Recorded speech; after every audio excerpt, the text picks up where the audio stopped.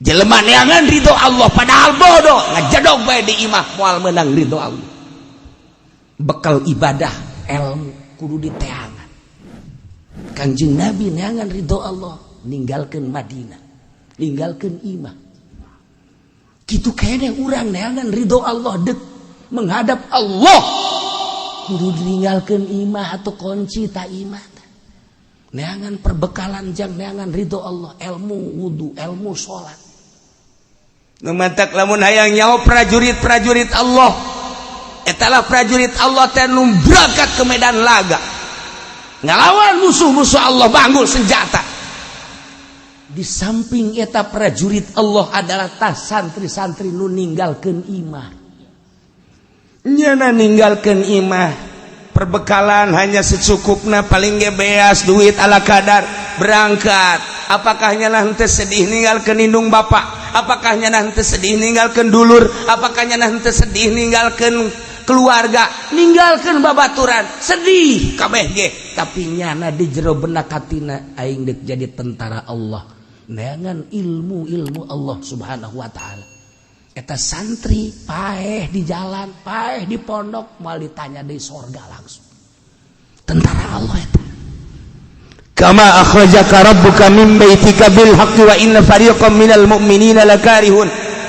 Sakumaha ngusir, sakumaha ngaluarkeun ka anjeun pangeran anjeun hai santri. Ti imah anjeun berangkat semata-mata neangan ridho Allah.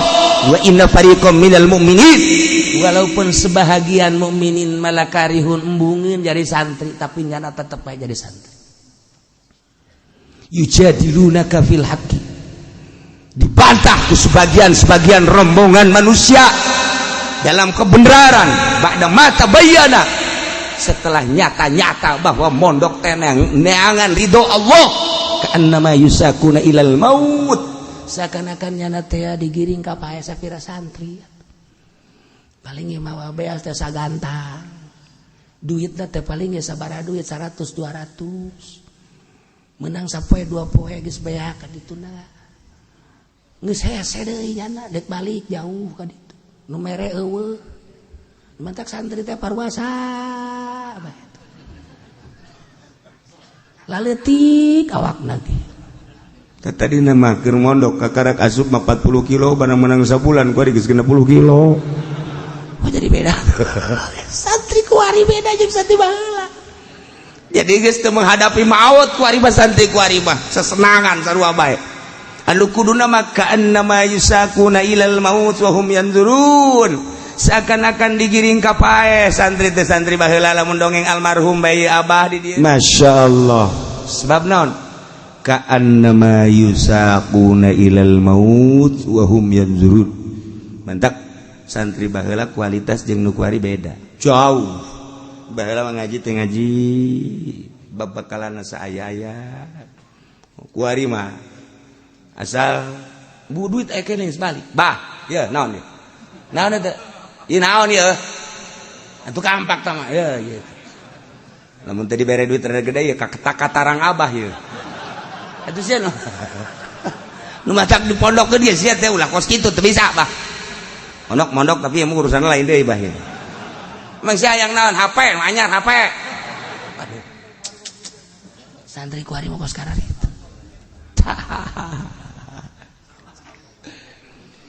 Nomor kahiji nyaritakeun indit Kangjeng Nabi ti nagara Madinah beserta para sahabat hendak perang ngaluhurkeun agama Allah menghadapi musuh-musuh Allah. Nomor kaduana santri anu kudu kaluar ti lemburna masing-masing dek neangan ilmu-ilmu Allah jang ngaluhurkeun ngajungjung agama Allah. Nomor katiluna urang ibadah ka Gusti Allah teh kudu bisa kaluar ti nagara urang. Nagara urang teh awak urang teh loba kabutuh dahar jeung nginum sare jeung jima eta teh nagara urang.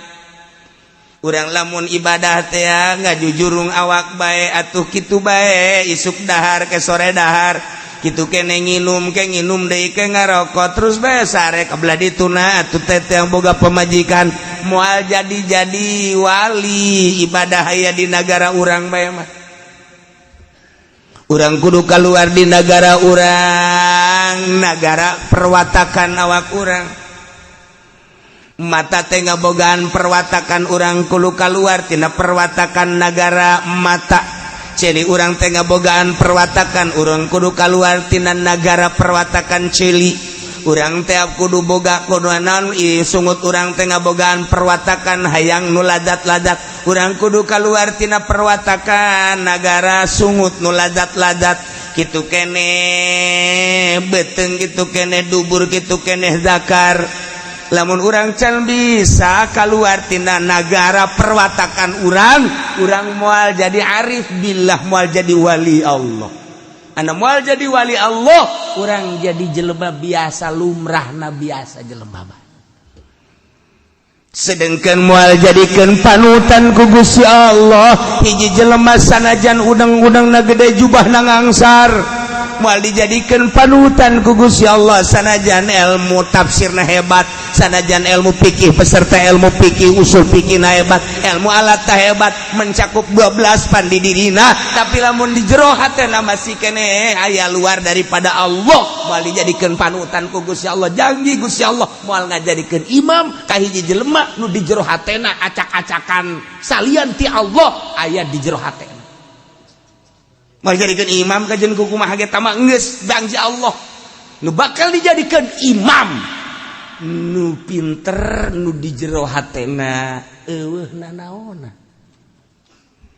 Urang mah kapan lamun leuleuh gudang teh poara jasa boy tadi gudang macem-macem horenganan urang mah teu pernah ngaragap diri di hate urang leuwih tibatan gudang barang macem-macem. Jadikan gudang matu bangunan, jadikan gudang matu bangunan, ulah jero kolbu dijadikan bangunan, dijadikan gudang.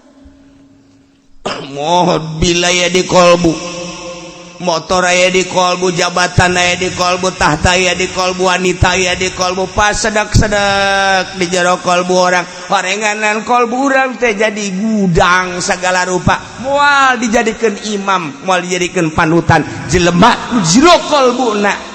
Loba macem-macem barang-barang dunia. Ialah satu ayat kama akhrajaka rabbuka min baitika bil haqqi wa inna fariqam minal mu'minina lakarihun. Diturunkeun tahun kedua Ramadan Hijriah jang perang ngalawan musuh Allah, dijadikeun ku ahli suluk jang paranti neangan ridho Allah, dijadikan ku ahli hakikat sebagai keluar ti negara sorangan. Awak urang teh negara urang, satungtung urang teu kaluar ti negara urang moal jadi arif billah. Kitulah para jamaah kaum muslimin wal muslimat rahimakumullah, ternyata lu paling berat adalah ngalawan nafsu nu gede di awak urang. Teureun-eureun urang perang Badar make nu bakal dilanjutkeun ieu aya waktuna. Perang di negara urang baheula ngalawan komunis aya waktuna. Perang di negara urang ngalawan Belanda baheula aya waktuna. Tetapi perang ngalawan nafsu mah datang ke akhir hayat urang. Ieulah urang perang ngalawan musuh Allah, jihad. Tetapi orang ninggalkan jihad asghar menghadapi jihad akbar. Ieu nu bakal dilanjut kakarak ngamimitian berhadapan Muhammad beserta para rombongan geus menghadap ke Badar. Di Badar geus ditungguan ku rombongan Abu Jahal. Rombongan Abu Jahal 950 nu handle rombongan Kangjeng Nabi hajat 313. Eta ge persiapanna untuk perang teu aya, tapi dijadikeun ku Kangjeng Nabi. Iyalah sebagian sahabat embung lantaran nu mantak embung persiapan perang nah teu aya. Tapi ketika ngadenge rombongan Kangjeng Nabi anu nyalina benar-benar nyali Allah, nyalina benar-benar nyali lalaki, kabawa ku nyali tersebut nu lainnya siap. Kos gitulah sejarah perang Badar. Kakarak datang ka yujadilunaka fil haqqi ba'da ma tabayyana ka'annama yusakuna ilal maut wa hum yanzurun wa idh ya'idukumullahu ihda ta'ifatain wallahu a'lam bissawab. Bismillahirrahmanirrahim. Wa kana 'ata'ul kharrasan lan ana sapakai apa kang bangsa kharrasa jiran radhiyallahu ta'ala anhu muganilar bendu sallallahu ta'ala alaihi mahalur ya Allah anhu saking apa ya gulu ku ngucapi apa ucaping lapan iza kana khamsun tatkala tinemu apa kang lilima maka bukti apa kang lilima. Iza akalur riba kanal khasab wa zalal tatkala marangan ya kaum ing riba maka tinemu apa amblas lan gempa bumi.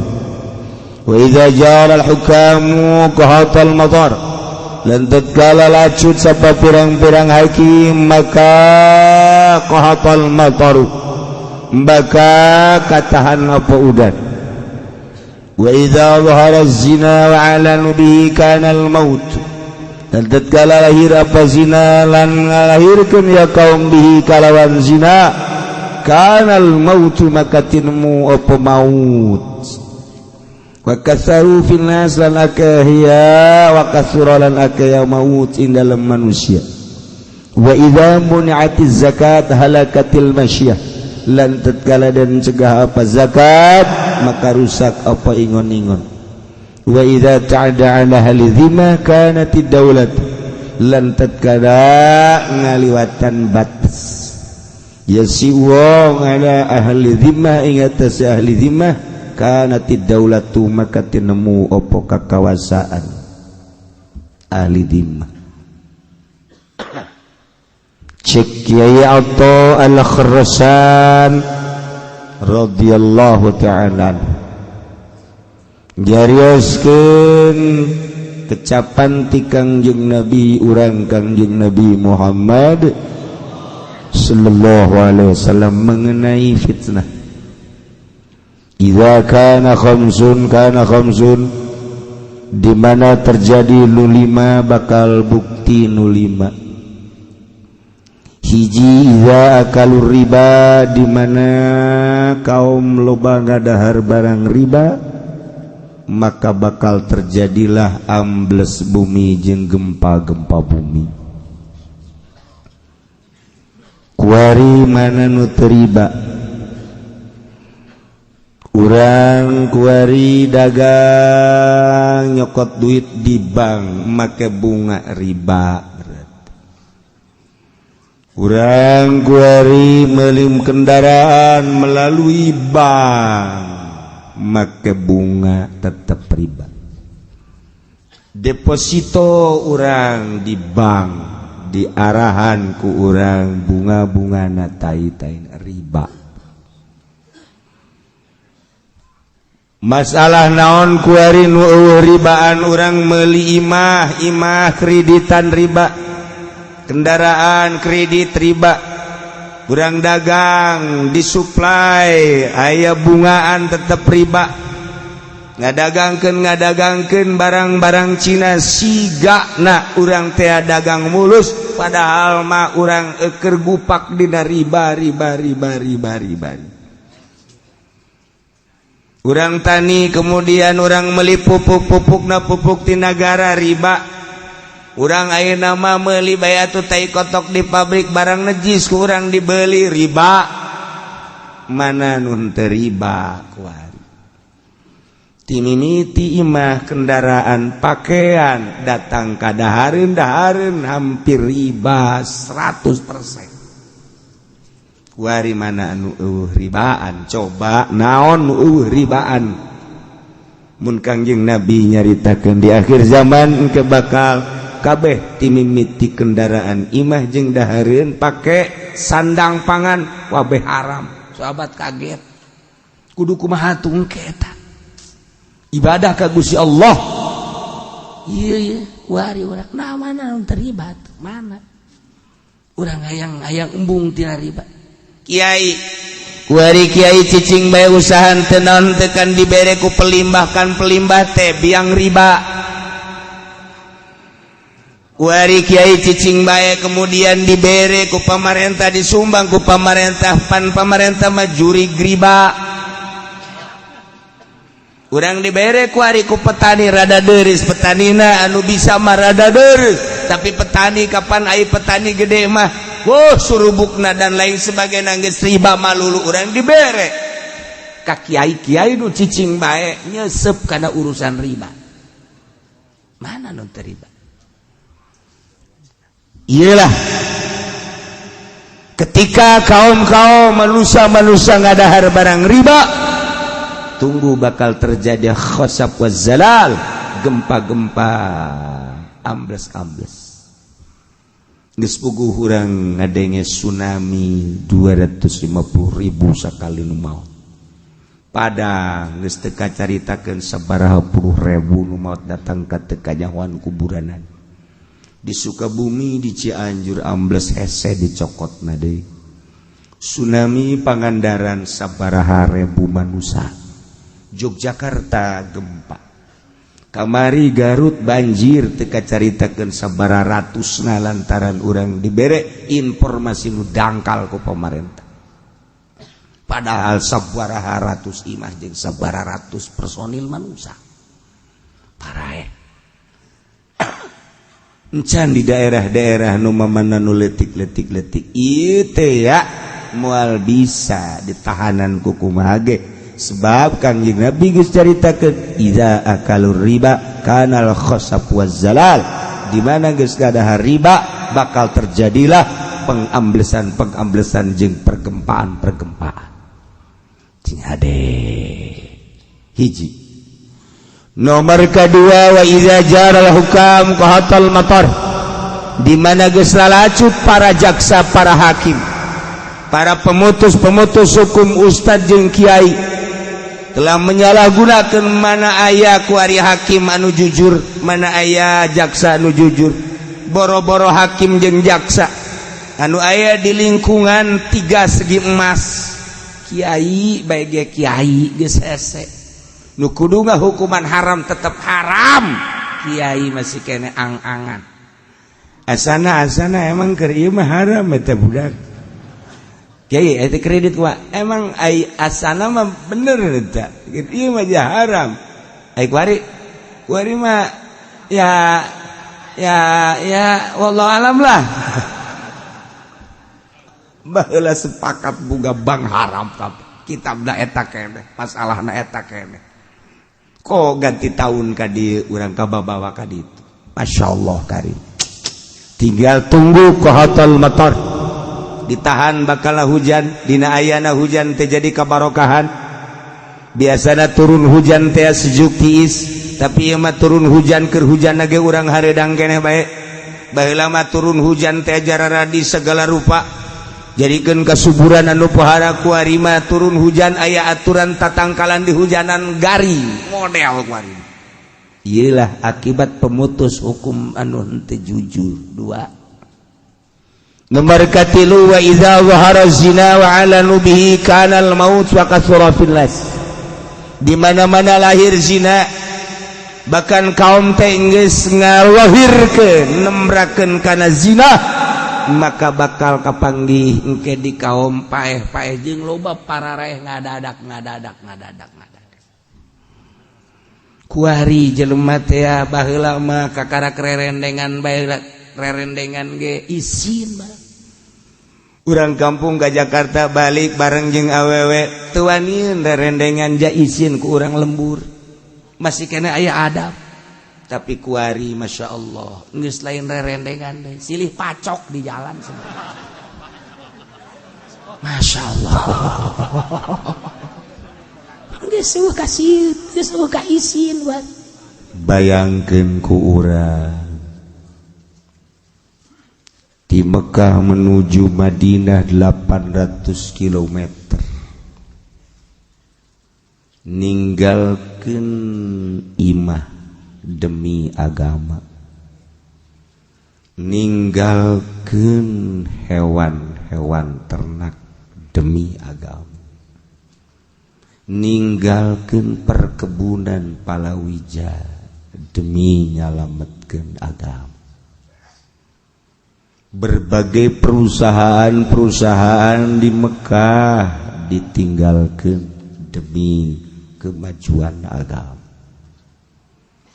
Bahkan nu boga pamajikan teu iman ditinggalkeun, nu boga mamang jeung ua nu teu iman ditinggalkeun, nu paling menyentuh hati anak nu teu iman tetep ditinggalkeun, pepegatan jeung pamajikan jeung anak demi nyalametkeun agama.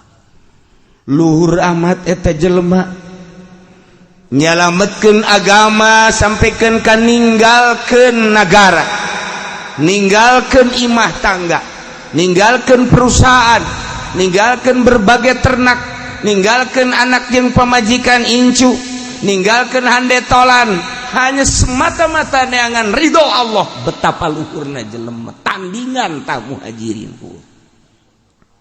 Masya Allah karim. Urang maka karak dek ninggalkeun warung doang yang ngaji, mani berat ka bina-bina. Bahkan aya nu geus berangkat dikunci, kakarak menang 50 meter aya babaturanana nyaritakeun bahwa aya bisnis anyar ieu mah maninggal urang berangkat bae belok kanan nya. Nu tadina dek ngaji lah minggu hareup aya keneh urang endap-endapan. Nu mantak urang mandek ka Allah teh masih kene perhitungan kene be. Lapar terjadi ka Allah. Dahaga terjadi ka Allah. Komo penting kita tahajud toldoh terjadi tahajud. Masih kene perhitungan-perhitungan jang diri urang. Deuleu tah sahabat muhajirin. Eueuh nu di deuleu. Apakah mau perbekalannya nanti Mekah ke Madinah? Naon nu dibawa? Salamet awak geus luar biasa. Masya Allah karim, luhur amat sahabat muhajir. Dipapag ku sahabat Ansor di Madinah. Diuhwahkeun ku Kangjeng Nabi, muhajirin jeung Ansor ulah aya sekat. Bersih amat eta sahabat Ansor nalika ningali sahabat muhajirin kadeleuna yang boga pamajikan. Sahabat Ansor nu boga pamajikan dua dipersilakeun ditah milih hayang nu mana. Ya Allah ya Rabbi. Sahabat muhajirin nu ti Mekah ka Madinah, kemudian ahlina waktu di Mekah ahli tani, sahabat Ansor nyanggakeun ka Kangjeng Nabi, pilihkeun hayang belah mana tanahna, mangga babar. Sahabat muhajirin tadina di Mekah pedagang, besi nyana yang ngalaksanakeun dagang hayang sabaraha modalna ieu Gusti Rasul, coba urang babagi. Eta indah jasa urang mun ngadenge sahabat muhajirin jeung sahabat Ansor kerjasama, lu di deuleu hanya ridho Allah subhanahu wa ta'ala. Dunia sakedeung di dunia nu mantak surga pinuh ku sahabat muhajirin, sahabat Ansor bakal di surga teh ambalayah teh sahabat-sahabat eta. Ketika Kangjeng Nabi diudag-udag ku musyrikin Quraisy di Mekah, sambut ku urang Madinah dengan bahasa nu diabadikeun datang ka ayeuna, tala'al badru alaina min saniyatil wada'i wajaba syukru alaina mada'a lillahi da'i ayyuhal mab'utsu fina jitabil amil muta'i. Masya Allah, kun syafi'i ya habibi yaumal hasyi wal timai. Datang ka ayeuna diabadikeun ku urang. Nyambut panganten, tala'al badru alaina min saniyatil wada. Anggap panganten Kangjeng Nabi. Dia dihormat. Deres panganten mah ditolaalan ge. DPR tukang korupsi, tala'al badru mal kebaledeg ku galedeg ge. Ulah sok ditolaalan kos gara itu mah. Masya Allah. Ulah terido aing mah. Datang kiai ahli Allah karak. Tala'al badru alaina min saniyatil wada' wajaba syukru alaina mada'a lillahi da. Sebab iya penerus Kangjeng Nabi. Nu penerus Kangjeng Nabi Allah. Ai bangsa penerus Abu Jahal mah ulah ditolak. Saya besok salah nolak alan sama. Ulah tuh, Masya Allah. Nges imam mun aya DPR ulah.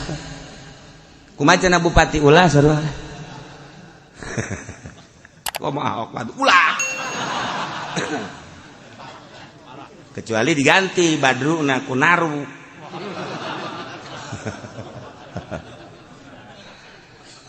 Ayolah Kangjeng Nabi di Madinah disambut. Dikacaritakeun tahun kahiji heulanan lantaran ieu mah patali jeung ayat tahun kedua. Tahun kedua ialah turun surat Al-Anfal di Madinah mengenai tentang ghanimah, jarahan-jarahan perang. Kangjeng ningkatkeun perjuangan melalui perang lantaran geus teu bisa ku musyawarah, teu bisa ku komunikasi. Mulai tina bisik-bisikan door to door dari rumah ke rumah. Terus dizahirkeun mulai ti kerumunan. Terus Kangjeng ngazahirkeun dakwah sampai Kangjeng Nabi diusir di Mekah ke Madinah. Ieu adalah tentang dakwah Islamiyah. Selamat Kangjeng ke Madinah. Diikuti ku Sayyidina Abu Bakar Siddiq radhiyallahu anhu, menyusul beberapa tokoh-tokoh Islam ke Madinah. Tahun kedua Kangjeng Nabi mulai menghadapi serangan-serangan Quraisy. Perekonomian saat eta terjepit di Madinah sebab pembekotan ti Abu Jahal. Tidak boleh ada pedagang yang masuk Madinah, embargo besar-besaran. Seluruh pedagang Mekah yang lewat ke Suriah tidak boleh mampir di Madinah. Apabila ada pedagang nu mampir di Madinah, engke ku Abu Jahal bakal disiksa habis-habisan. Pembekotan Madinah, pengembargoan Madinah anu luar biasa. Dagang orang Madinah keluar teu diterima, orang luar masuk ke dalam teu diterima. Saaya-aya di Madinah. Ternyata horengan embargo teh lain zaman ayeuna bae di zaman modern. Baheula pengembargoan luar biasa.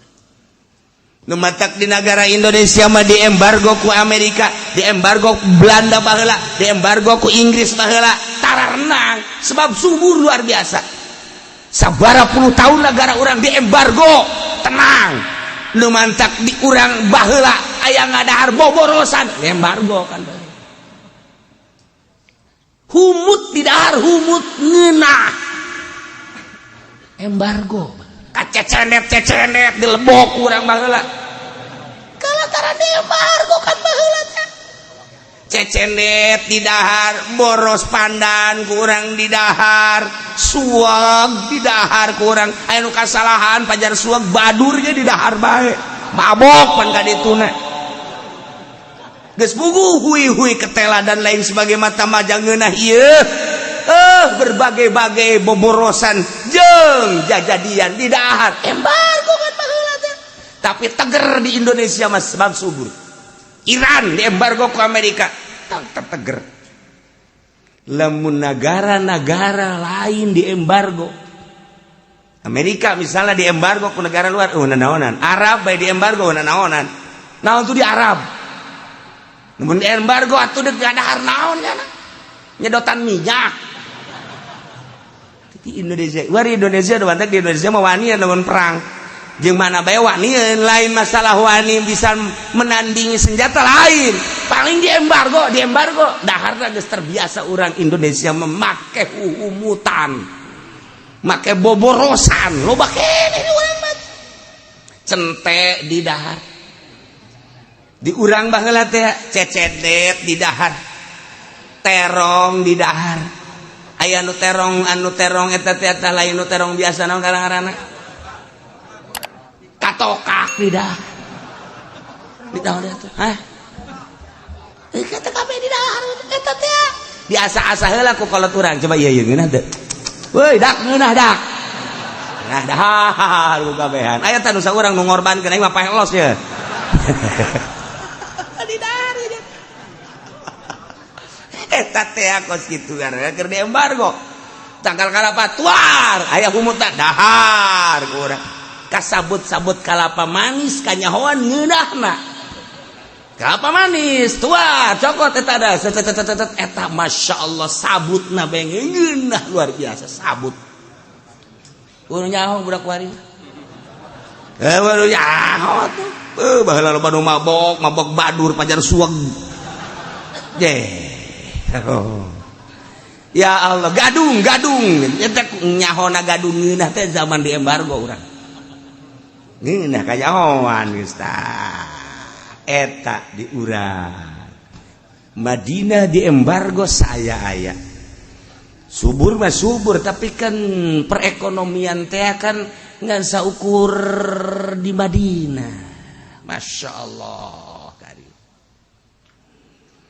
ketika aya kabar Abu Sufyan ke Mekah beserta 40 personil lewat membawa dagangan ke Suriah Kangjeng Nabi ngintip mendengarkan suara ternyata suara Abu Sufyan membawa barang-barang dagangan untuk kemajuan Mekah di tangan Abu Sufyan dan rekan perdagangan Mekah anu muncara kuari ngalanjutkeun ekspor imporna adalah Abu Sufyan dan rekan. Ketika Abu Sufyan membawa barang dagangan begitu banyak dipimpin oleh 40 personil pemimpinnya adalah Abu Sufyan. Tidinya malaikat Jibril ngabejaan ka Kangjeng Nabi ya Muhammad.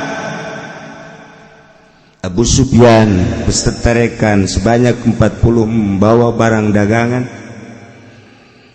anu memang dengan perdagangan ieu Mekah bakal maju dengan kemajuan Mekah perekonomian maju perpolitikan akan tambah dahsyat kemajuanana andai kata perekonomian jeung perpolitikan Mekah maju persenjataan makin meludak dengan persenjataan anu komplit persenjataan anu mutakhir maka ulah harap bahwa nyana aman tetap bakal nyerang ke Madinah dengan demikian cek malaikat Jibril instruksi ti Allah hadang Abu Sufyan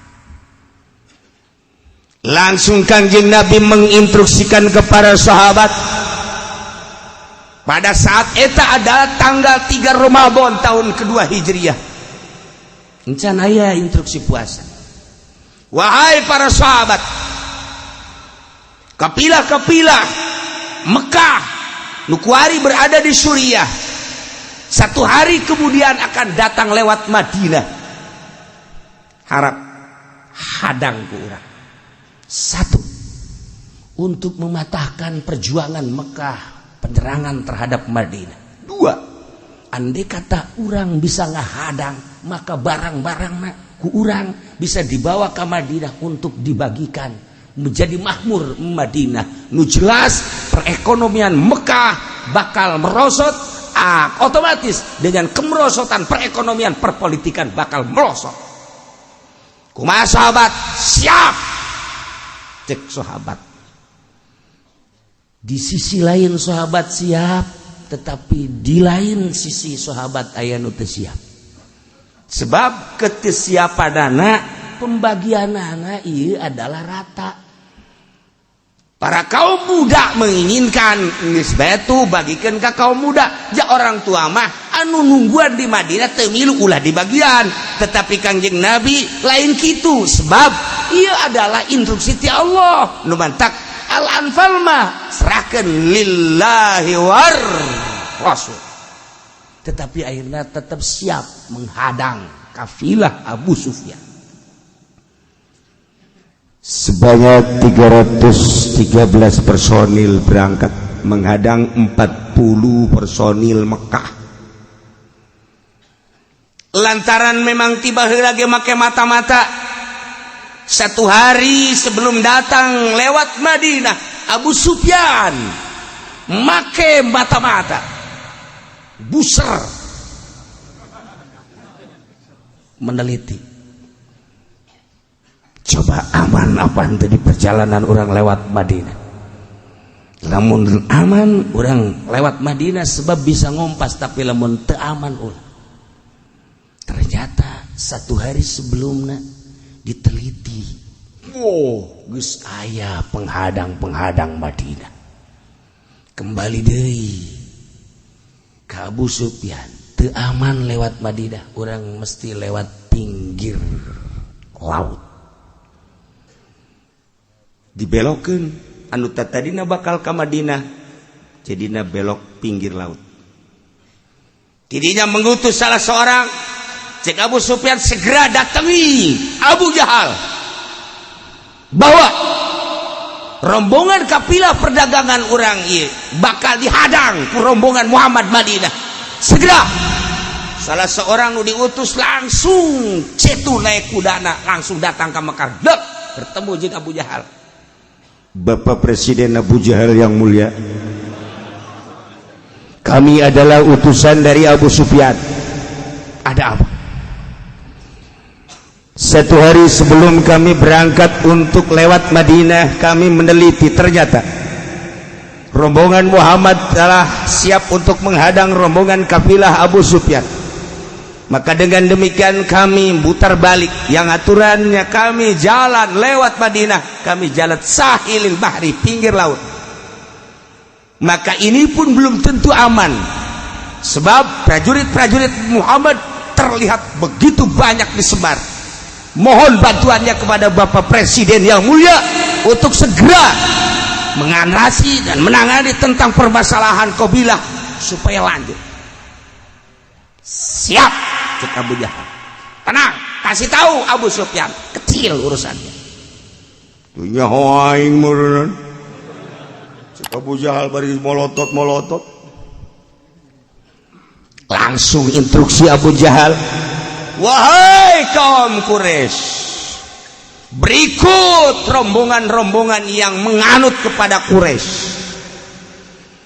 Hari besok rombongan Abu Sufyan yang membawa perdagangan dari Suriah ke Mekah untuk kelanjutan bangsa kita, negara kita, di mana perekonomian kita maju, perpolitikan akan maju.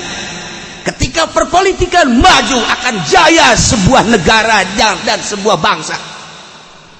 Kejayaan bangsa, kejayaan negara terletak pada perekonomian dan perpolitikannya. Perlu diketahui, besok rombongan perdagangan yang akan memajukan negara Mekah dihadang oleh rombongan Muhammad. Dengan demikian mohon sebanyak-banyaknya dikerahkan seluruh prajurit, ahli kuda, ahli onta, ahli panah, dan berbagai ahli-ahli. Seluruh keahlian kita hadang, kita maju untuk menghadang rombongan Muhammad besok. Nu engke deui siap. Perang urang pokoknya. Wah, dikerahkeun jumlahna 950 personil. Encan wanita-wanita ahli tari-tari, pemabokan jeung penghibur-penghibur di kala istirahat. Dikerahkeun ku Abu Jahal. Bahkan cek Abu Jahal, ulama kan presiden untuk memantau dari Mekah rombongan maneh bae geus kabehan. Kula adalah di Mekah. Horenganan di jero hatena Mesir. aya tak kasihan cenah Mas. Tetapi kulantaran langsung didatangan deui kami tanpa dipimpin ku presiden asana kurang haneuteun ieu perjuangan lantaran ngaran-ngaran eueuh sesepuh atuh kumaha tetep bae ieu mah kudu make sesepuh beuh kami atuh pareumeuh obor eueuh sesepuh mah bisa acak-acakan geus pokona mama mah nu penting mah ngahaneut-haneut aduh ieu mama Abu Jahal paharai kulantaran didongkel ti sisi ti gigir siap Abu Jahal berangkat 950 personil ahli penunggang kuda, ahli penunggang onta, ahli pemanah dan ahli segala rupa dikerahkan sebanyak 950 personil ahli perang berangkat. Ternyata rombongan Abu Sufyan belok kiri. Nu tadina deuk lewat Madinah, nyana lewat Mekah, lewat pinggir laut. Aman. Keamanan rombongan Abu Sufyan terketahui oleh Kangjeng Nabi. Malaikat Jibril turun deui. Cik malaikat Jibril Muhammad, rombongan Abu Sufyan telah selamat memasuki Mekah. Tetapi rombongan Abu Jahal menghadap. Sekarang telah ada di Badar. Kangjeng Nabi sabaraha jumlahna? Jumlah 950. Rombongan kubu kaula 313. Ulah sieun Muhammad. Bantuan kemenangan geus dijelaskeun ku Gusti Allah. Saeutik personil tapi perang bakal menang. Wah, mesti ngabejaan ku malaikat Jibril atuh geuna. Urang lamun perang kos kitu mantap atuh. Atuh pan urang mah nu ngabejaan hansip. Ya. Teu aku nu ngabejaan hansip mah. Kangjeng Nabi langsung pidato. Wahai para sahabat-sahabat, perlu diketahui rombongan Abu Sufyan telah selamat mendatangi Mekah. Tetapi sekarang ada yang lebih dahsyat lagi. Per hari ini rombongan Abu Jahal telah membawa personil perangnya sebanyak-banyaknya. Dengan demikian pilih di antara dua. Satu, urang dek menghadang kapilah perdagangan, menang urang mahmur. Kedua adalah perang. Kumaha ya urang kesiapan anak? Apakah cukup menghadang kapilah perdagangan atau lanjut perang? Kabeh bersuara Muhammad, ulah sembarangan. Urang awal nage nek menghadang kapilah perdagangan untuk memutuskan perekonomian Mekah. Jeung lamun ku urang beunang kapan perekonomian Madinah ku urang bisa terangkat. Ulah sok aju macem-macem segala perang segala naon. Ieu kan urang tetep persiapan, mana senjatana, mana ahli perangna.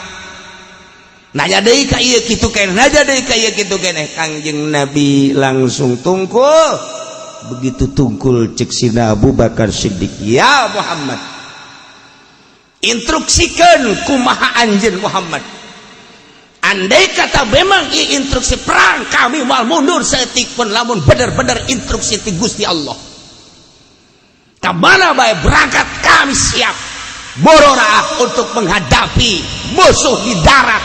Andai kata kita silem ka laut kami siap untuk silem babarengan." Kata Abu Bakar Siddiq kan ngeunah henteu urang mun kos kitu teh. Jadi hate teh asalna gede. Coba urang berangkat tengah peuting jeung murid-murid urang. Misalnya ya, kumaha ieu urang menghadapi kuburan. Sedangkan di dinya jelas-jelas sok loba kuntilanak. Cak santri urang ngariung lah ulah sok nyieun kacau kiai. Sapira urang rek ngariung doang maning balik kan ceutik ta urusan. Tapi lamun calak saurang kiai ulah sieun. Urang ieu kan deuk ngariung boro-boro kuntilanak, gajah di ninjang ulah. Ulah sieun. Hayo ulat ieu lah. Kalau mun aya nu kos kitu kan ngeunaheun. Kan ngeunaheun ieu mah teh kiai daripada orang manggihan kunti anak mending baralik lah. ciut tah urang geus kitu ya Sayyidina Abu Bakar Siddiq masyaallah luar biasa keistimewaan nyalina kagagahan nyalina teu aya mundur saeutik-eutik acan masyaallah karim kitu kene Miqdad bin Amrin imdi kama amarakallah langsungkan sebagaimana petunjuk Allah jeung perintah Allah fa ana ma'aka haitsu ma ahbabta kaulah berangkat babarengan jeung anjeun Muhammad cak Miqdad bin Amrin naon ku anjeun diharapkeun jeung dipikaresep silakan la naqulu laka kama qalat banu Israil li Musa kami moal ngomong ke anjeun Muhammad cak kumaha kaum Bani Israil ngomong ke kanjeng Nabi Musa kaum Bani Israil mah ngomong ke kanjeng Nabi Musa na idhab anta wa rabbuka faqatila inna haula qa'idun Muhammad Musa maneh berangkat jeung pangeran maneh perang duaan bae kami bade di jarieu bae eta kan kaum bloon cakeuna kopi tapi walakin idhab anta wa rabbuka faqatila inna ma'akuma muqatilun kami mah idhab anta Muhammad berangkat anjeun wa rabbuk jeung pangeran anjeun faqatila anjeun perang inna ma'akuma kami ngabarengan jeung anjeun duaan muqatiluna siap perang moal ditinggalkeun saeutik-eutik aja kanjeng Nabi patabassama senyum ngadenge letusan-letusan sahabat anu menggebu teu pernah sieun saeutik-eutik aja bahkan aya nu ngomong wahai rombonganna loba urang mah saeutik ulah sieun ku rombongan lobaan ge ari nyalina jadi cewek baeuna naonan urang saeutik tapi nyali lalaki ketika urang sieun cekel peler aya sikian tahu lamun urang nyekel peler haju eueuh sikian berarti urang jadi cewek sahabat teh sararieu masyaallah cek ahli hikmah mah urang ningali dal jeung zal kan akur dal jeung zal teh akur tapi dal jeung zal beda nilaina dal mah nak tunangan 4 tapi zal nak tuna 700 dedeg pangadeg akur dal jeung zal tetapi ternyata orang yang nilai kekuatanana leuwih tinggi zal kitu kene manusia kafir manusia muslim manusia tapi dedeg pangadeg dan nu akur nyali nu beda jangan mah perang sieun modar urang mah pae surga titik tah urang lamun ngadenge kitu kan buringas perasaan ngeunaheun rarasaan teh tapi lamun urang ngaharepi boro-boro neuk nanaon kara kuntilanak doang seserianana aing mah nu teu kuat ge tah eta doang Gusti ayo ku kuntilanak mah ge sieun geus ulah perang nu kos kitu mah tuh ulah perang atuh sieun ku kuntilanak mah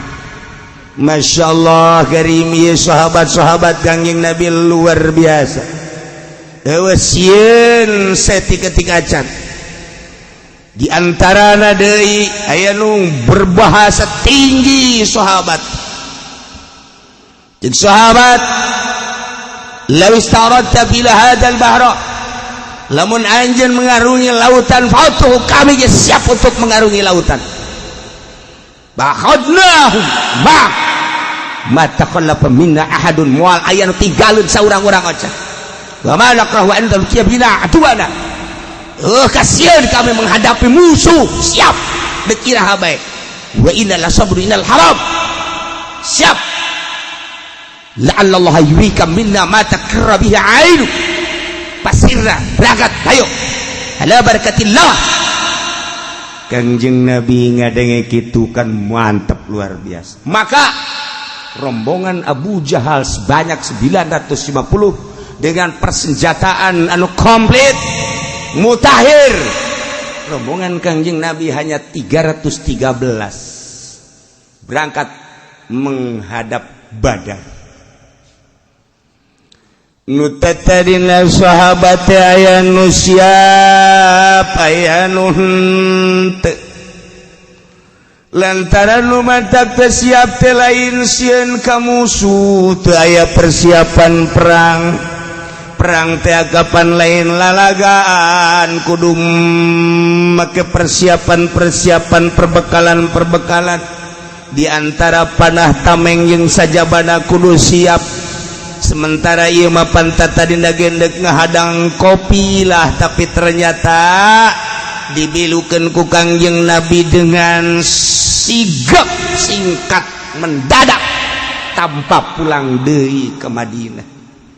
Persiapan kurang, tetapi Kangjeng Nabi terus menginginkan perang. Sahabat sebagian aya numrod, padahal geus dijelaskeun ku Kangjeng Nabi, iyalah turun ayat kama akhrajaka rabbuka min baitika bil haqq wa inna fariqam minal mu'minina lakarihun. Wallahu a'lamu bimaradiisa kumaha ngaluarkeun ka anjeun Muhammad rabbuka pangeran anjeun titah keluar min baitika ti imah anjeun Madinah, bahkan ti nagara Madinah bil haqqi kalawan kabeneran. Bari jeung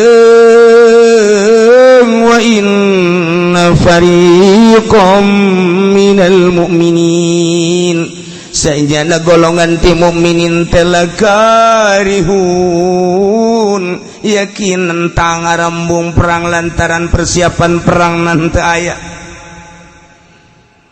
Ialah instruksi Kangjeng Nabi anu henteu kaluar ti wahyu ti Gusti Allah. Malaikat Jibril 2 kali datang pertama nyaritakeun tentang penghadangan kafilah, datang kedua kali titah berhadapan jeung prajurit anu gede.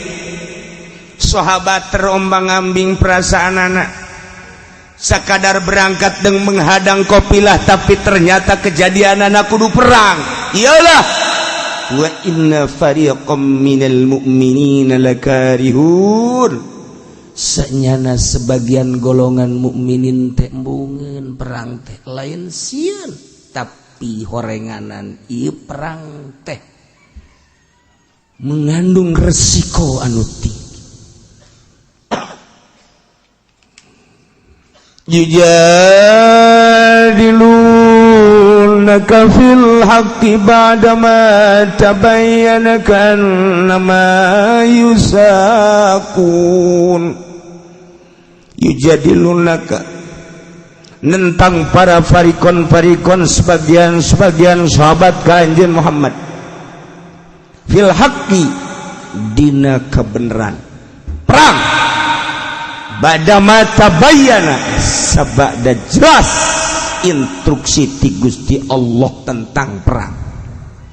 Sahabat nentang ka'annama yusaquna ilal maut, seakan-akan yana digiring kana maut. Dibayangkeun ku urang Abu Jahal beserta prajurit dengan perlengkapan anu mutakhir, lengkap pohar. Kejituan dina perang teh geus terketahui lantaran kapan balad-baladnya waktu keur di Mekah. Sementara mukminin hanya sekedar mau perlengkapan pedang doang. Sapira dek menghadang kafilah, ka'annama yusaquna ilal maut, seakan-akan digiring ke paeh. Wahum yanzurun, bari sahabat geus kadeuleu kunyana bakal pararae urang kabeh. Itulah perjuangan para sahabat. Iya nanti nyata urang bakal pararae. Iyalah alasan dikarohatihim lah dina embung para sahabat perang teh lain sieun, tetapi dengan kuantitas saeutik sakadar 313 kelengkapan hanya sekedar pedang. Sementara di Mekah geus kadenge sahengna Abu Jahal beserta prajurit-prajuritna. Tetapi dengan kebesaran nyali mukminin, Sayyidina Abu Bakar Siddiq, Sayyidina Umar, Sayyidina Mikdad, jeung berbagai sahabat-sahabat anu lain tampil dengan prima, siap untuk menghadapi perang di Badar. Iyalah diabadikan tentang perang Badar, terketahui ku Yahudi, terketahui ku Nasrani sadunia kuari ketika membaca ayat ieu, keistimewaan mukminin dalam rangka li'ilai kalimatillah nu dideuleuh hiji ridho Allah Subhanahu wa ta'ala. Maka ayat ieu lain lalagaan jang ngajadikeun motor ka urang sebagai mukminin untuk menghadapi peperangan jeung kafirin. Ulah sieun setik-etik aja. Teu kudu sieun mutakhirna perlengkapan. Teu kudu sieun lobana musuh. Lantaran mukminin mah dilindungi ku Allah Subhanahu wa taala. Hiji, menang luhur agama. Eleh korban paeh surga Allah. Sakumaha mukminin waktu ndek ngahadang ge loba anu embungeun lantaran embungeunana lain sieun sebab pembahagiaanana ternyata kudu akur bae diserahkeun ka Allah jeung Rasulna. Kama akhrajaka rabbuka sakumaha ngaluarkeun ka anjeun Muhammad rabbuka pangeran anjeun min baitika ti nagara anjeun ti imah anjeun Madinah bil haqqi kalawan mawa kabeneran nyata langsung instruksi ti Gusti Allah bari sebahagian sahabat teh arembungeun sakumaha arembungeunana sahabat anu dek berangkat dek menghadang perang ge embung ku sebab naon persiapanana teu lengkap. Setelah Kangjeng Nabi nyaritakeun ieu adalah momen anu moal aya duana sebab kula instruksi lain ti diri kura Jibril datang ka kula titah menghadapi peperangan anu dahsyat. Ulah sieun satik-etik aja. Maka sahabat siap nu tadina rada hembar-hembir, nu tadina rada suan sieun, nu tadina dibere embung perang, tapi ternyata waletupan bahasa-bahasa sahabat anu nyalina gede, Abu Bakar, Mikdad dan lain-lain sebagainya mundur jeung eueuh sieun saeutik acan kabawa nu sejen ge siap perang tempur walaupun kukumaha ge urang laksanakeun perang menghadapi prajurit-prajurit Abu Jahal datang ke Badar. Masya Allah, selama Abu Jahal menunggu kedatangan Muhammad lantaran Kangjeng Nabi Muhammad teh ayana di belah kananeun Badar, Abu Jahal teh dirinya hiburan minum-minuman heula. Abu Jahal beserta rekan teh tidinya tagonian nyanyi-nyanyian heula. Abu Jahal teh tidinya teh menunggu kedatangan Muhammad mencit ontana ge sapoe teh kadang-kadang aya 10 kadang-kadang 9 kadang-kadang leuwih. Matak Sayyidina Ali teh pangjitu-jituna jelema menerka rombongan Abu Jahal. Aya 2 jelema nu didatangan ku Sayyidina Ali. Begitu didatangan Sayyidina Ali, "Hei, maneh keur naon?" Ngalacai. "Rombongan di mana maneh?" Ulah rombongan Abu Jahal. "Di mana ayeuna?" "Lembah Badar." "Di sabaraha poe?" "Mungkin geus aya 3 poe." "Sapoena sabaraha?" Eta nya mencet onta. Pertama 9, kedua 10, tilu mah 11. Dikira-kirakeun ku Sayyidina Ali, berarti 1000 kurang 950 kira-kira. Jago Sayyidina Ali. Tidak 9 onta berarti sekian personil manusia. Ternyata teu meleset Sayyidina Ali. Inilah peperangan anu dahsyat. Hanya semata-mata dek neangan ridho Allah Subhanahu wa ta'ala, maka ayat ieu diabadikeun khusus jang peperangan umumna bagi nundek neangan ridho Allah subhanahu wa ta'ala. Sakumaha Kangjeng Nabi neangan ridho Allah, diinstruksikan kita keluar ti imah ninggalkeun negara Madinah, maka urang geus neangan ridho Allah teh ulang ajedog we di imah. Jelema neangan ridho Allah padahal bodoh ngajedog we di imah moal meunang ridho Allah. Bekal ibadah ilmu kudu diteangan. Kanjeng Nabi neangan ridho Allah ninggalkeun Madinah, ninggalkeun imah. Kitu kene urang neangan ridho Allah dek menghadap Allah kudu meninggalkan imah atau kunci tak imah. Neangan perbekalan jang neangan ridho Allah, ilmu wudu, ilmu sholat. Numantak lamun hayang nyawa prajurit Allah, etalah prajurit Allah teh nu berangkat ke medan laga ngalawan musuh-musuh Allah banggul senjata.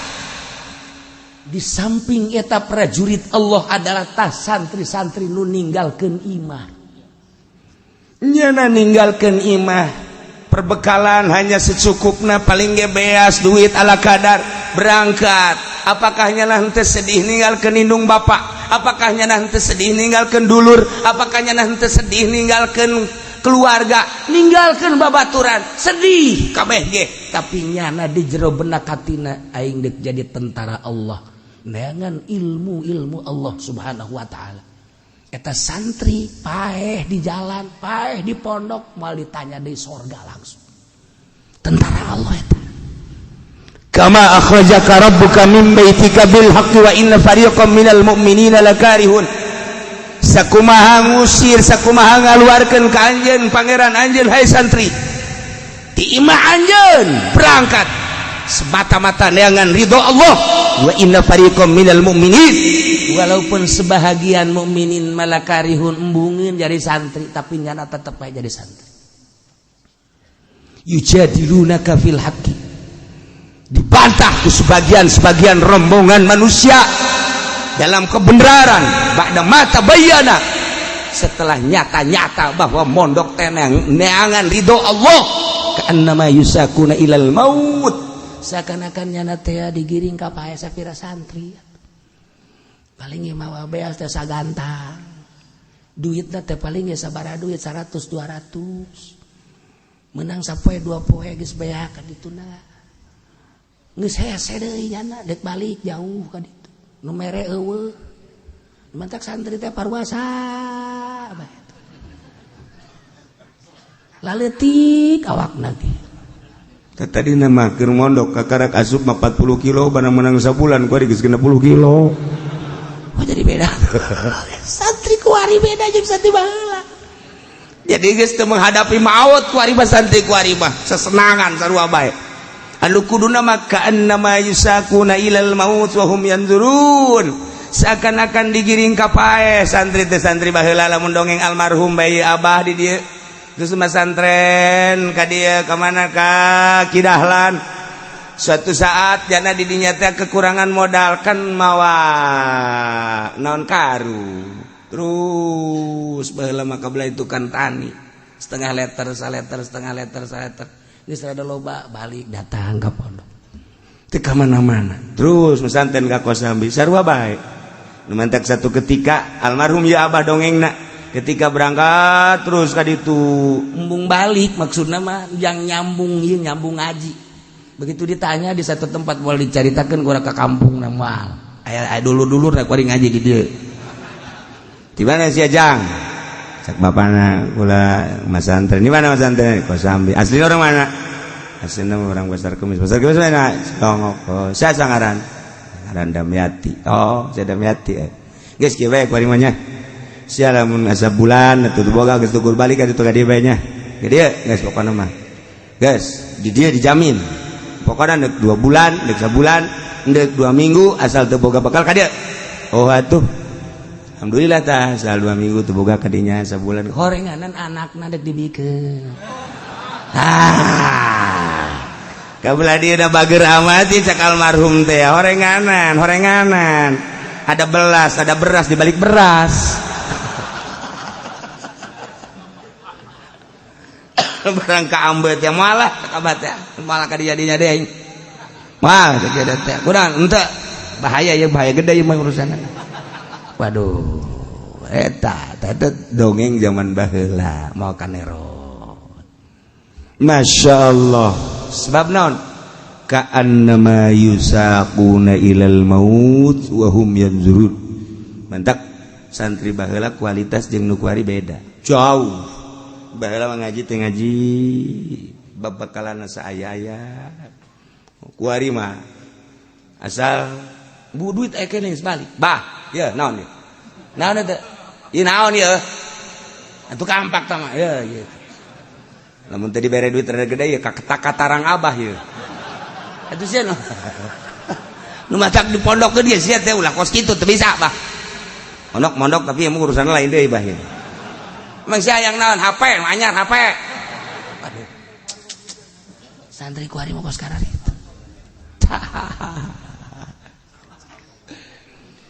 Nomor kahiji nyaritakeun indit Kangjeng Nabi ti nagara Madinah beserta para sahabat hendak perang ngaluhurkeun agama Allah menghadapi musuh-musuh Allah.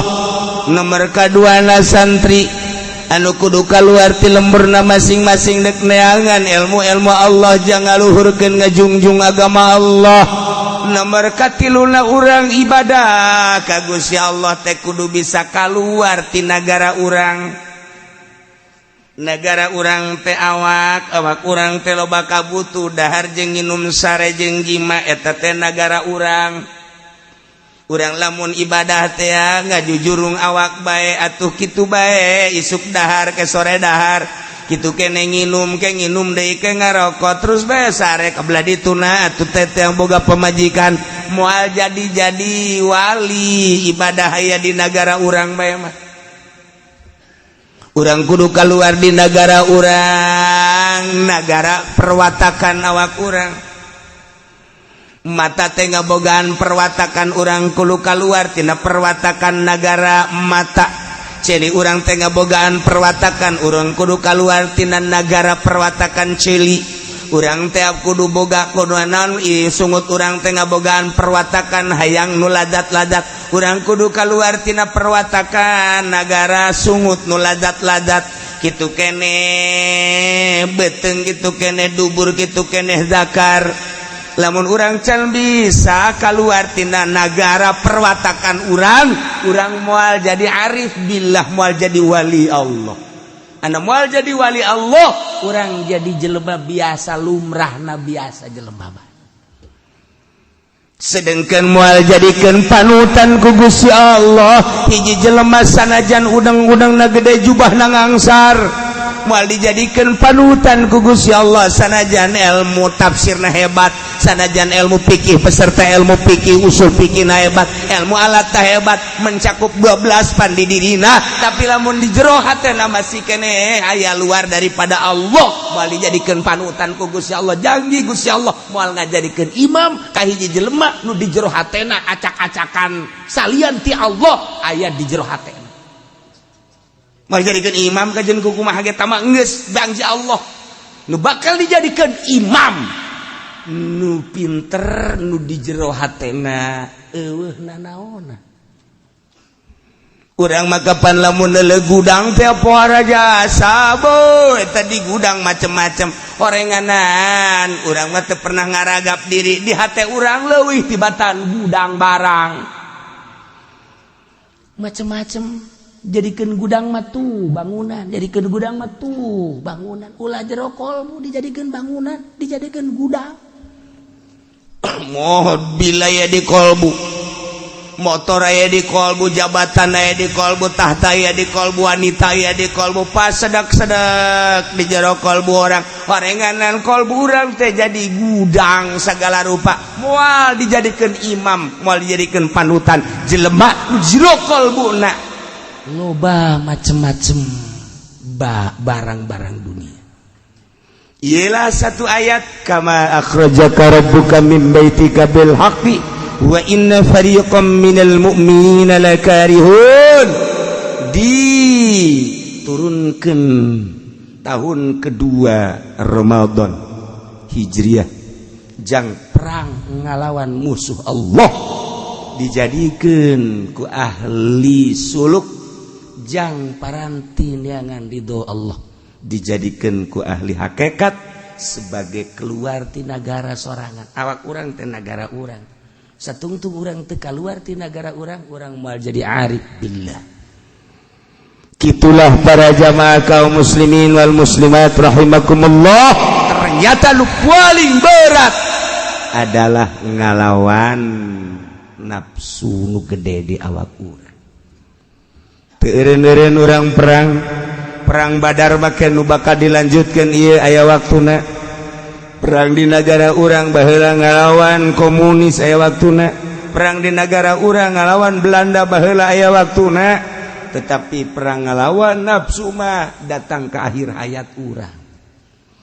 Iyalah urang perang ngalawan musuh Allah, jihad, tetapi urang ninggalkeun jihad asghar menghadapi jihad akbar. Ieu nu bakal dilanjut kakarak ngamimitian berhadapan Muhammad beserta para rombongan geus menghadap ke Badar. Di Badar geus ditungguan ku rombongan Abu Jahal. Rombongan Abu Jahal 950 nu handle rombongan Kangjeng Nabi hanya 313. Eta ge persiapanna untuk perang teu aya, tapi dijadikeun ku Kangjeng Nabi. Iyalah sebagian sahabat embung lantaran nu mantak embung persiapan perang nah teu aya. Tapi ketika ngadenge rombongan Kangjeng Nabi anu nyalina benar-benar nyali Allah, nyalina benar-benar nyali lelaki, kabawa nyali tersebut nu lainnya siap. Kos gitulah sejarah perang Badar. Kakarak datang ka yujadilunaka fil haqqi ba'da ma tabayyana ka'annama yusakuna ilal maut wa hum yanzurun wa idh ya'idukumullahu ihda ta'ifatain wallahu a'lam. Bismillahirrahmanirrahim. Wa kana Ata'ul Khurasan lan ana sapakai Ata kang bangsa Khurasan Iran radhiyallahu ta'ala anhu, muga nilar bendu sallallahu ta'ala alaihi mahalur ya Allah anhu saking Ata ya gulu ku ngucapi Ata ucaping lapan iza kana khamsun tatkala tinemu apa kang lilima maka bukti apa kang lilima. Iza akalur riba kana al-khasab wa zalal, tatkala marangan ya kaum ing riba maka tinemu apa amblas lan gempa bumi. Wa iza jara al-hukamu kahatal matar, lan tatkala lacut sapa pirang-pirang hakim maka qahatal mataru maka katahan apa udan. Wa idza dhahara az-zina wa 'alanu bihi kana al-maut, dan tatkala lahir apa zina lan ngalahirkeun ya kaum bihi kalawan zina kana al-maut maka tinemu apa maut. Wa katharu fil nas lan akhiya wa kathura lan akhiya maut ing dalam manusia. Wa idza muni'atiz zakat halakatil masyah, lan tatkala dan cegah apa zakat maka rusak apa ingon-ingon. Wa idza ta'ada 'ala ahli dhimma kanatid daulat, lan tatkala ngaliwatan batas ya si wong ala ahli dhimmah ing atas ahli dhimmah kanatid daulatu maka tinemu apa kakawasan ahli dhimmah. Cek Kiai Ata Al-Khurasan radhiyallahu ta'ala jarioskeun kecapan ti Kangjeng Nabi urang Kangjeng Nabi Muhammad sallallahu alaihi wasallam mengenai fitnah. Idza kana khamsun di mana terjadi nulima bakal bukti nulima. Hiji iza akalur riba, di mana kaum loba ngadahar barang riba maka bakal terjadilah ambles bumi jeung gempa-gempa bumi. Kuari mana nu teu riba, urang kuari dagang nyokot duit di bank make bunga riba. Urang kuari meuli kendaraan melalui bank make bunga tetap riba. Deposito urang di bank diarahan ku urang bunga-bungana tai-tai riba. Masalah naon kuari nu eueuh ribaan urang meuli imah kreditan riba. Kendaraan kredit riba, urang dagang disuplai aya bungaan tetap riba. Ngadagangkeun barang-barang Cina sigana urang teh dagang mulus, padahal mah urang keur gupak dina riba. Urang tani kemudian urang meuli pupuk-pupukna pupuk ti nagara riba. Urang ayeuna mah meuli bae atuh tai kotok di pabrik barang najis ku urang dibeli riba. Mana nun teu riba kuari. Timimiti imah kendaraan pakaian datang ka dahareun hampir riba 100%. Kuari mana anu eueuh ribaan, coba naon nu eueuh ribaan. Mun Kangjeng Nabi nyaritakeun di akhir zaman engke bakal kabeh timimiti kendaraan imah jeung dahareun pake sandang pangan wabeh haram. Sahabat kaget, kudu kumaha tungke eta ibadah ka Gusti Allah. Ieu wari urang nah mana nu terlibat mana urang hayang embung tina riba. Kiai kuari kiai cicing bae usaha teu naon tekan dibere ku pelimbah teh biang riba. Kuari kiai cicing bae kemudian dibere ku pamarentah, disumbang ku pamarentah, pan pamarentah mah juri riba. Urang dibere kuari ku petani rada deureus, petanina anu bisa mah rada deureus, tapi petani kapan aya petani gede mah surubukna dan lain sebagainya geus riba malulu urang dibere. Ka kiai-kiai nu cicing bae nyesep kana urusan riba. Mana nu teu riba? Iyalah ketika kaum-kaum manusia ngadahar barang riba, tunggu bakal terjadi khosab wa zalal, gempa-gempa, ambles-ambles. Geus puguh urang ngadenge tsunami 250.000 sakali nu maot.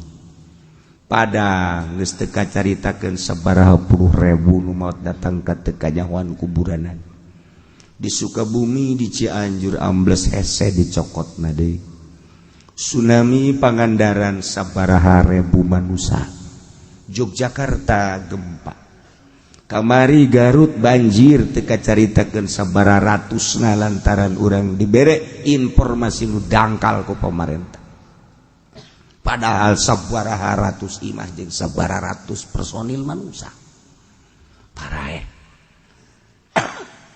Encan di daerah-daerah nu mamana nu letik-letik ieu teh ya moal bisa ditahanan ku kumaha ge sebab Kangjeng Nabi geus caritakeun iza akalur riba kanal khosab waz zalal, di mana geus gadahar riba bakal terjadilah pengamblesan jeung pergempaan. Cing hade hiji. Nomor kedua, wa iza jaral hukam qahatal matar, di mana geus lalacut para jaksa, para hakim, para pemutus hukum ustad jeung kiai telah menyalahgunakeun mana aya ku ari hakim anu jujur, mana aya jaksa anu jujur. Boro-boro hakim jeung jaksa anu aya di lingkungan 3 segi emas, kiai bae ge kiai geus hese. Nu kudu hukuman haram tetap haram, kiai masih kene ang-angan. Asana emang keur ieu mah haram eta budak. Kiai eta kredit wa emang ai asana mah bener eta. Ieu mah haram. kuari mah ya wallahu alam lah. Baheula sepakat boga bang haram kitabna eta keneh, masalahna eta keneh. Kok ganti tahun ka dieu urang kabawa ka ditu. Masyaallah karim. Tinggal tunggu qahatul matar. Ditahan bakal hujan, dina ayana hujan teh jadi kabarokahan. Biasana turun hujan teh sejuk tiis, tapi ieu mah turun hujan keur hujan ge urang hareudang keneh bae. Baheula mah turun hujan teh jarara di segala rupa. Jadikeun kasuburan anu pohara kuari mah turun hujan aya aturan tatangkalan di hujanan garing model kuari. Iyalah akibat pemutus hukum anu henteu jujur. 2. Nomor katilu wa idza zahara zina wa alanu bihi kana al maut wa kasura fil nas. Di mana-mana lahir zina bahkan kaum teh geus ngalahirkeun nembrakeun kana zina maka bakal kapanggih engke di kaum paeh-paeh jeung loba parareh ngadadak kuari jelema teh baheula mah kakara rerendengan bae rerendengan ge isin mah urang kampung ka Jakarta balik bareng jeung awewe teu waniun rerendengan ja isin ku urang lembur masih kena aya adab. Tapi kuari Masya Allah geus lain rerendengan deh silih pacok di jalan semua. Masya Allah geus ka isin buat budak ngora anu bodoh mah masih keneh rada leuheung lain berarti halal lain berarti menang leuheung masih keneh menggebu syahwatna jeung nafsuna. Tapi pan kuari mah urang ngadengen naudzubillah summa naudzubillah min zalik. Lamun nu berpendidikan ai eta guru-guru zararina. Ari eta anu osok mere petuah-petuah di negara zararina. Lamun baheula di zaman Pak Harto, zaman Pak Adam Malik main bongkar-bongkaran berapa cengceman wanita nu aya di Cipanas, nu aya di puncak. Saat eta main bongkar-bongkaran nu tadina masyarakat teu nyaho. Di zaman Pak Adam Malik muncul Menteri Penerangan Harmoko. Tidinya lah main bongkar-bongkaran kanyahoan jenderal anu cengcemana anu, menteri anu cengcemana anu. Eta zaman eta kuari mah geus ambalaya. Ambalayah kuari mah lantaran baheula mah disadiakeun teh lamun kunjungan kenegaraan luar negeri ka urang eta teh persediaanana aya di jerona perzinahan deuk dipake deuk henteu. Kitu kene kunjungan kenegaraan Indonesia ke Amerika, ke Inggris, ke mana deuk dipake deuk henteu tapi perlengkapanana geus aya. Kuari mah kunjungan DPR ka daerah bae geus kudu kos kitu. Jarariji aing mah ngadengenan. Lamun dibongkar urusan per DPR-an jeung per MPR-an naudzubillah min zalik wa min zalik wa min zalik wa min zalik wa min zalik wa min zalik wa min zalik wa min zalik wa min zalik. Uyuhan betah hari rup di dinya. Uyuhan betah hari rup di dinya. Masya Allah. Nah iyalah bakal ulah kaget sing geletek bakal loba nu maot. Maot ngadadak truk maot. Engke bakal ambalai. Kuari geus kanyata. Wa idza muliyatiz zakat di mana teu daek zakat jalma halakatil masyah bakal rusak sato-sato hewan. Lantaran eueuh kajujuran kan manusia. Kalimah wa idza ta'adda ala ahli dhimmah di mana berlebihan terhadap ahli dhimmah. Kafir-kafir anu bayar upeti di negara di urang ieu WNI warga negara Indonesia asli WNI anu nyieun warga negara baik eta bule maupun eta orang RRC atau sekitarna nyana domisili di urang bayar upeti kan ka negara. Ketika urang ndak berlebihan terhadap manehanana dimomoy ku urang sehingga dengan kamomoyan negara urang nyana bisa laluasa di urang bergerak perekonomian, bahkan lain sekedar perekonomian nyana bergerak perpolitikan mengalahkan pribumi. Iyalah akibat ta'da ala ahli zimmah, orang pribumi ngamomoy ahli zimmah karena tidaulah kekuasaan bakal dicekel ku jelema-jelema kafir. Urang kene nu salah datangnya nak mawa duit ke DPR diterima nyana bisa laluasa gerak, nyana datang ke atasan mawa duit diterima atuh kan laluasa.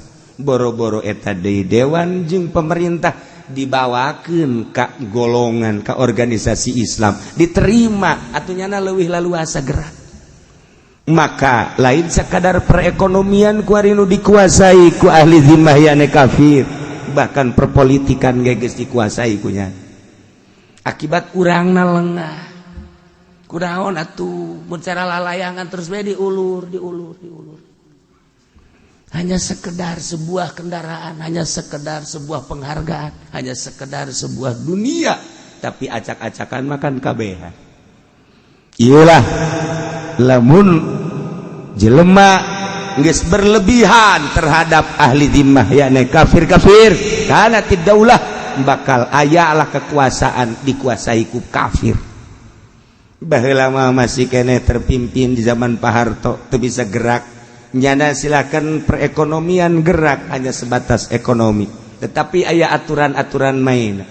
Setelah dibuka blak kuari geus bararuncul kafir-kafir nu jadi bupati, jadi gubernur. Urang geus teu berdaya kuari. Akibat urangna keneh lunak ku dunia.